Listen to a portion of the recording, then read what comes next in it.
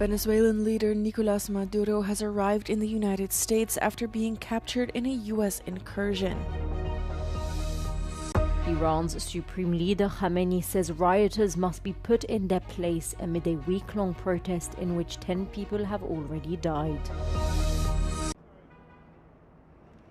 Venezuelan leader Nicolás Maduro has arrived in the United States and was brought to the Metropolitan Detention Center in New York, where he now awaits trial on charges of narco-terrorism.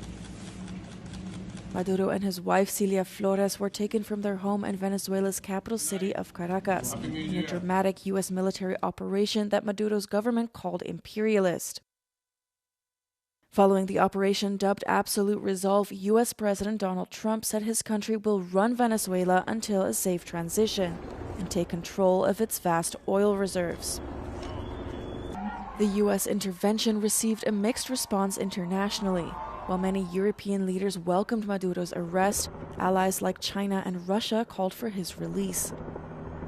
UN Secretary General Antonio Guterres expressed concern that international law was not respected. The legal authority for the incursion, done without congressional approval, was not immediately clear, but the Trump administration argued the ouster was necessary to combat drug trafficking. Iran's supreme leader Ayatollah Ali Khamenei said on Saturday that, quote, rioters must be put in their place amid a week-long protest which has already seen at least 10 people killed. The Ayatollah also blamed the collapse of the Iranian rial on what he called the enemy. ما با معترض حرف میزنیم، باید حرف بزنن مسئولین با معترض، اما با اغتشاشگر حرف زدن فایده ای نداره. اغتشاشگر رو باید به جای خودش نشاند. On Friday, US President Donald Trump said that Washington would come to the protesters' rescue if Tehran kills peaceful demonstrators. Iran's foreign minister Abbas Araghchi called Trump's comments reckless and dangerous, adding that Iran's armed forces were on standby and know exactly where to aim in the event of an attack.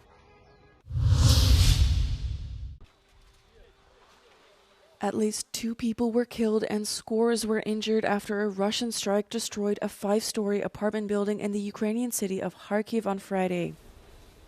Authorities said the body of a 3-year-old boy and of a woman were recovered from the rubble of the destroyed apartment building after the attack. За нашу інформацію, під завалами може ще перебувати люди. Наразі триває ліквідація наслідків, всі на місці працюють. Наразі головне врятувати якомога більше людей. The attack also destroyed other civilian infrastructure, a shopping center and cars, local authorities said. Meanwhile, Russia's defense ministry denied the attack took place, instead blaming an explosion at the site caused by Ukrainian ammunition in a post on Telegram. The attack came just hours after Russia conducted what local authorities called one of the most massive drone attacks in Zaporizhia. Swiss police announced on Saturday that the first 4 victims of a deadly fire at a bar in a Crans-Montana ski resort have been identified. The bodies of a boy and a girl, both aged 16, an 18-year-old man, and a 21-year-old woman were returned to their families. But many families are still facing an agonizing wait for news about their missing loved ones, many of them minors. Imaginez-vous les parents qui s'attachent à la plus petite possibilité de survivance, même la plus incroyable. Donc, aussi les médias donnent des informations, les chats des garçons. Alors, on a leur dit, ne le regardez plus les chats des jeunes, des amis. The severity of the burns has made it difficult to identify both the injured and deceased, requiring families to supply authorities with DNA samples. Countries across Europe have offered help in treating burn victims. Around 50 people are expected to be transferred to hospitals across Germany, Italy, France, and Belgium by Sunday.